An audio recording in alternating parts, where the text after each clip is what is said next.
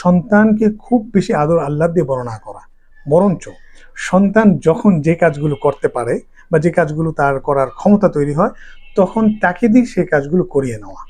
দেখুন, যে আমরা অ্যাজ এ প্যারেন্ট বা বাবা মা হিসেবে আমরা ঠিকই বুঝতে পারি, বিশেষ করে মারা বুঝতে পারে যে সন্তান কখন কোন কাজগুলো করতে পারে, সন্তান কখন নিজে নিজে খেতে পারে, সন্তান কখন তার পানিটা নিজে নিয়ে আসতে পারে, কখন তার বিছানা গুছাতে পারে। তো যখন যে জিনিসটা সে করতে পারবে, তখন তাকে দিয়ে সেই কাজগুলো করানো। হতে পারে এই কাজগুলো করতে গিয়ে সে তার শরীর ময়লা করে ফেলবে, তার কাপড় ময়লা করে ফেলবে, হতে পারে আপনার কাজটা একটু বাড়িয়ে দেবে, কিন্তু তারপরও তাকে এই কাজটা করতে দেন। এটাই তার স্বাভাবিক বিকাশ।